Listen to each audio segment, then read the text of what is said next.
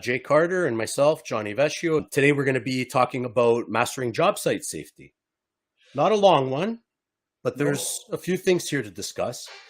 Actually, we were sharing stories a little bit before we went live here, Jay, and I don't want to cause any more traumas in your mind than I need to, so you don't want to share any of your stories, but I have one interesting one, and it caused us to change the way we send guys out to job sites. We always send them in twos now, because one of my guys, Owen, we found him stuck under a stack of drywall for about a half hour.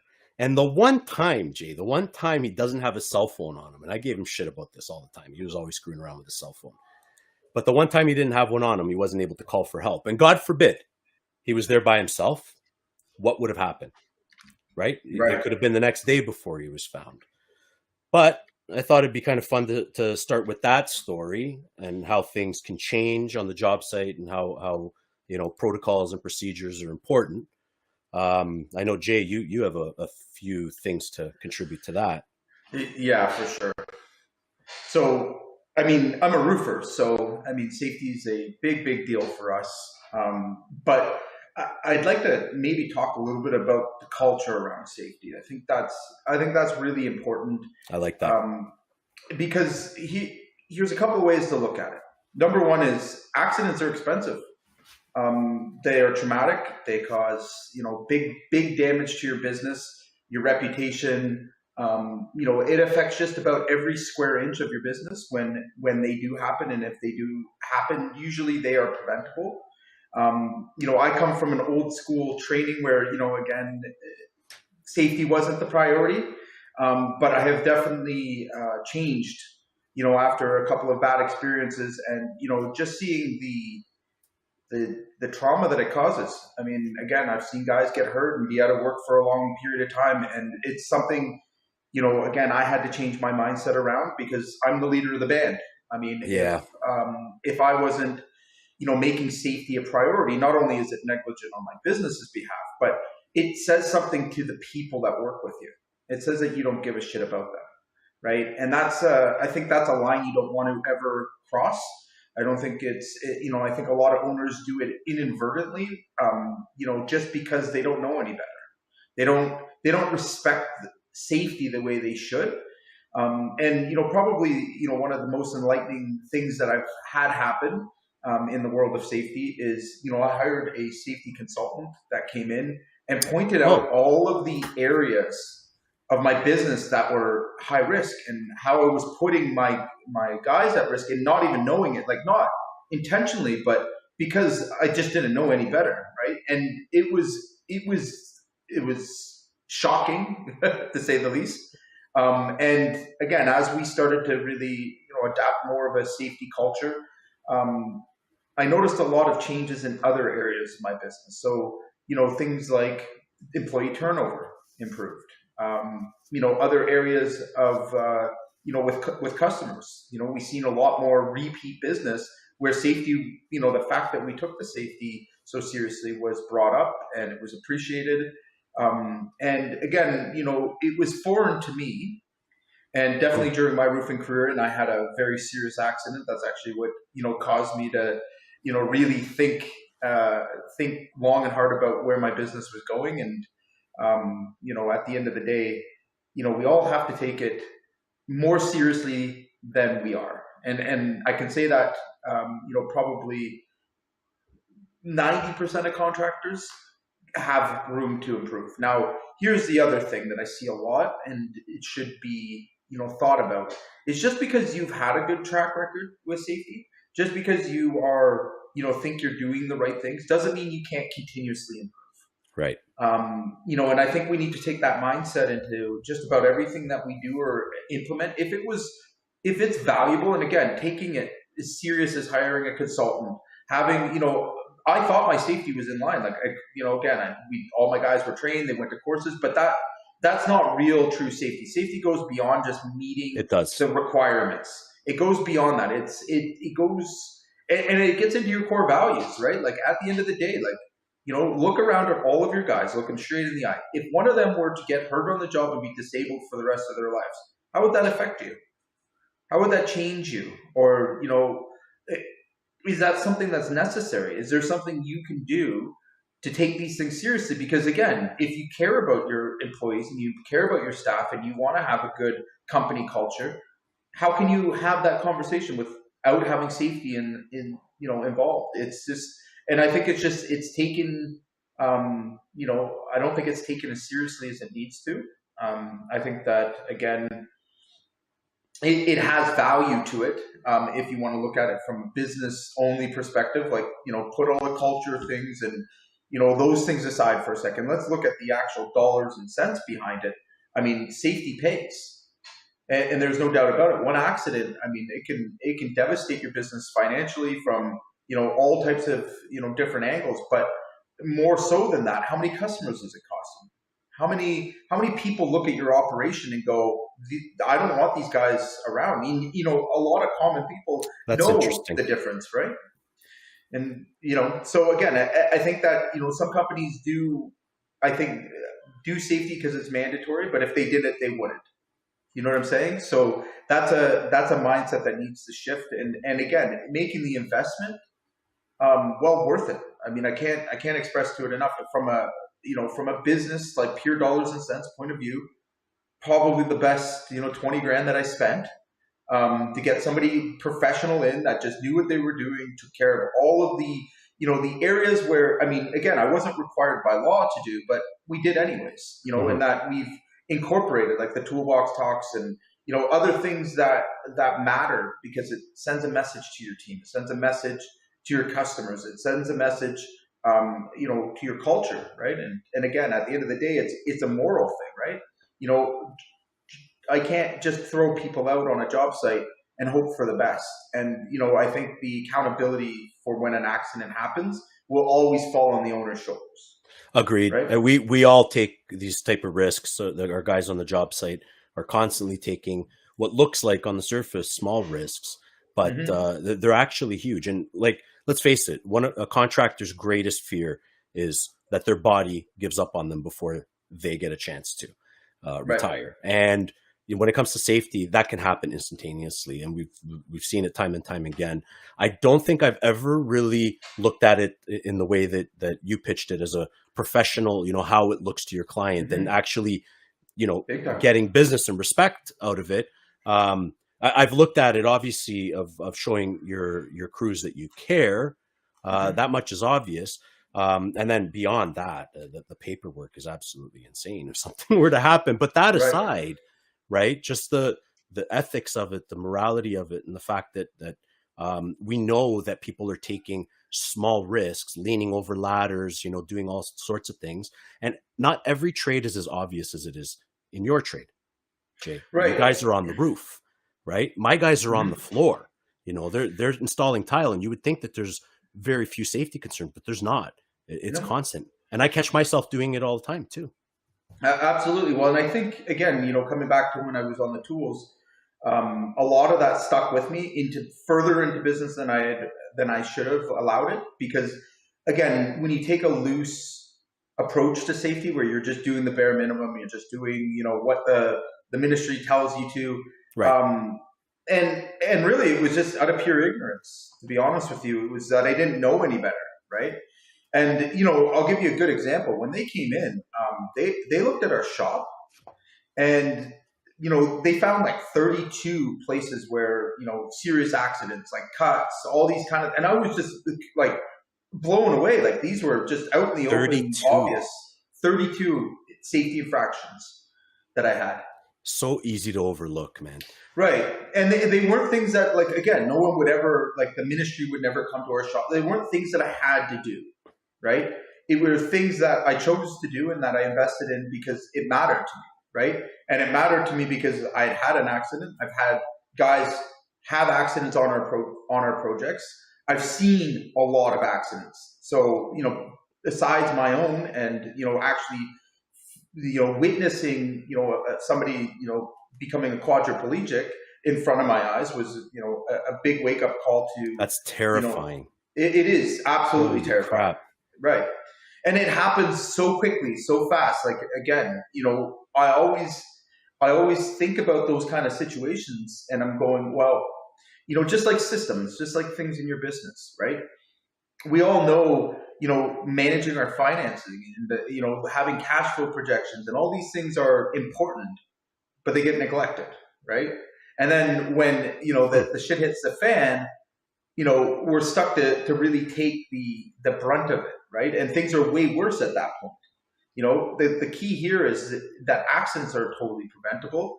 If you invest your time into it, it has, just like everything else, if you invest your time into managing your finances properly, if you invest your time into, anywhere else in your business, it has an ROI to it if you want to look at it from that perspective. But again, in terms of, ROI for yourself so you can go to sleep at night, knowing that you've done everything you possibly can.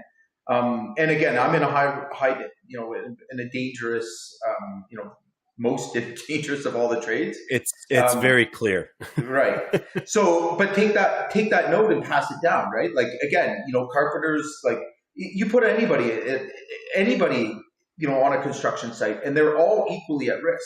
I mean, I watched a framer that wasn't even working on the roof, that was going through the house, have a big pile of bundles fall on his head because he walked out at the wrong time, right? Now, how is that preventable? There's the freak accidents, and you're right. Like being totally preventable, though, 100% preventable, right? Right. And there's a few things that can be done. Right. And then again, all it takes is guys to start the conversation because, like, let's be honest, like people in general, if they're around a culture of people that are taking safety seriously, they take safety seriously, right? When you bring apprentice and you bring young people into the market, which I mean, we're all trying to do, and you set the standard of we don't care about safety, guess what? I mean, again, this goes all the way down the line. When you set the standard that, the safety is important to us and we take it seriously, lo and behold, they take it seriously. It's not as hard to implement as other things because people want to go home. They want to go home safe. And it doesn't cost more money to be safe. Like, that's the illusion too, right? Like, you're not actually getting more done faster either. So again, in a lot of settings, in a lot of situations, I mean, guys cut corners to go faster maybe, but I don't buy that one. I buy it as being laziness, right? And neglect. So it's true. Right. Just as like talking about solutions here, I'll just show you guys. This is my policies and safety. This binder goes to every new hire and one on each job site. Has MSDS sheets. It has all the necessary forms, protocols, procedures, emergency numbers. When your staff sees this, they know you take it seriously. When the site supers and management on site see this, they know you take safety seriously. And it's not things don't slip through your fingers. This is low-hanging fruit. Yeah, this is the easiest thing to do, is to arm your site with the information that they require in case of an emergency actually takes place. Right. To take that one step further, again, being that we're in safety, we do toolbox talks. Most guys probably know what those are, but those are, 15-minute conversations where that book actually gets brought to life, right? Where we're discussing specific things, specific hazards that are very, very, direct to what we do.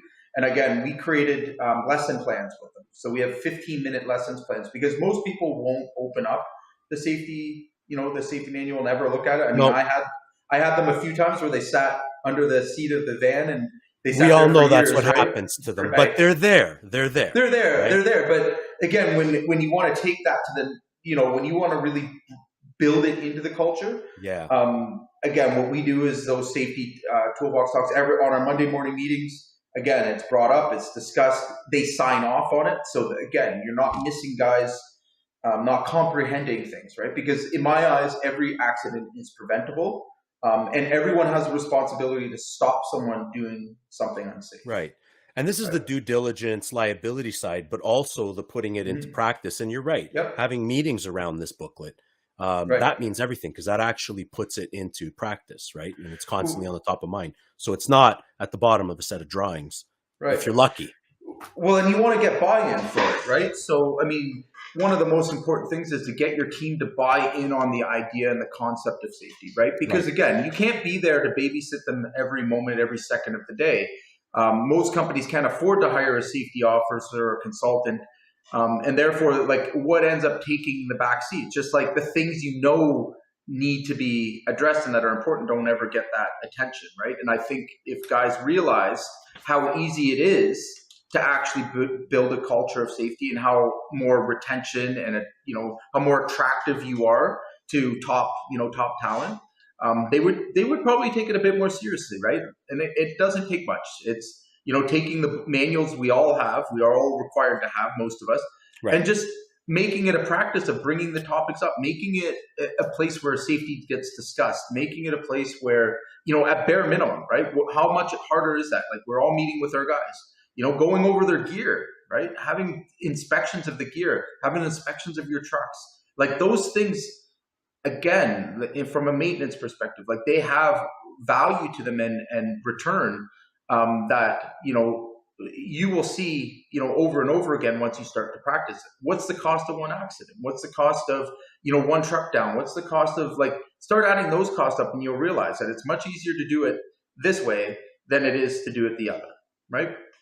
It's important that we talk about it. I'll be honest with you. When we first started discussing talking about safety, in my mind, I was thinking, what does this have to do with the Contractor AI message in general? Yeah. But as you talk about it, it all ties in. It's obviously a core part of it, and everything falls apart if there's one incident. It's not a matter of if, it's most of the time a matter of when, that we have these protocols in place and the message. Well, you can't scale.